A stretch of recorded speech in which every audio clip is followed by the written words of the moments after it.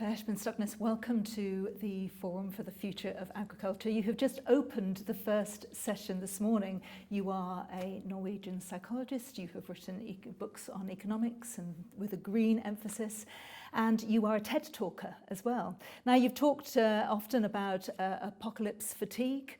You've talked about the fact that when people are talked at, they don't necessarily listen, they don't absorb, they don't learn, and that was the context in which you set your opening remarks this morning. Tell us a little bit more about what you said to the forum.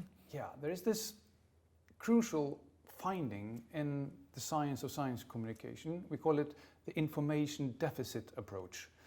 Yeah, academics and teachers and leaders are well schooled, so they automatically get into this mode where you kind of believe we have the facts and they don't.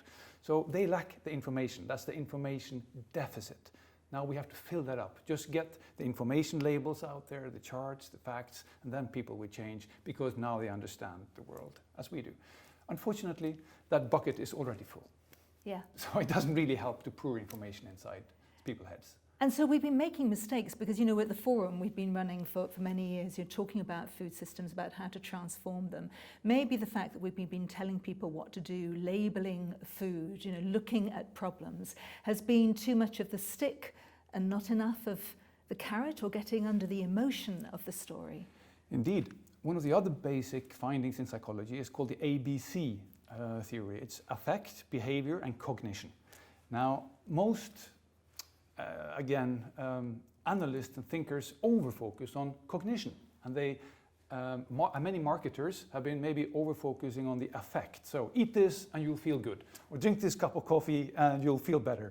So that's the affective part. But what we really need to look at is the behavioral component.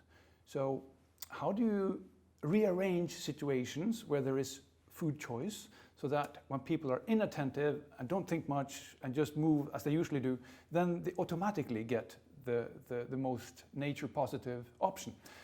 One of my master students did a simple study in the cantina of a restaurant of the university, and she looked at how many were picking the vegetarian option among different forms of tacos.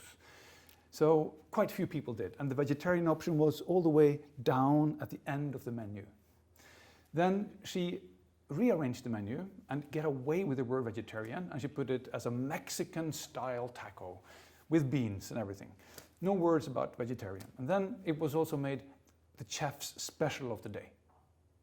No word about climate, no word about health, just Mexican style today, your special.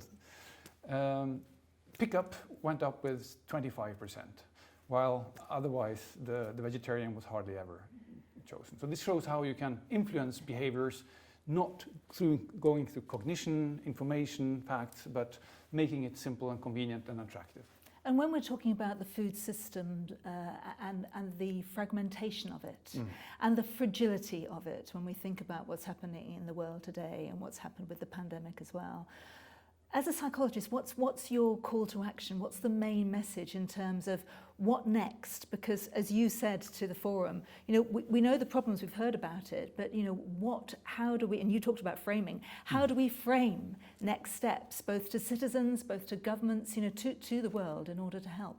Yeah, we really have this amazing opportunity of reinventing the food system out of the industrial age. Now we have in the 21st century, and there are like food tech companies coming out everywhere. As Stephen mentioned, it's a lot of new generations that want to redefine how they eat and explore new ways, and there is a new interest in getting back to nature.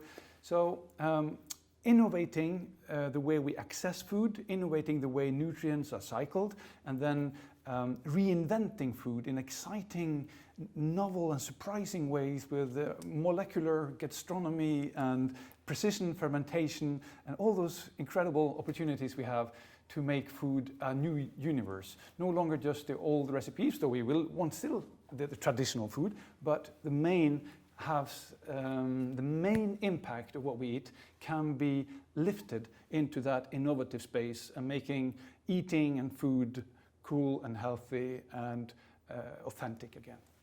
Per Stoknes, thank you so much for speaking to us. Thank you so much for the presentation. Enjoy the rest of the forum today. I will. Pleasure being here and speaking with you. Thanks so much. Thank you.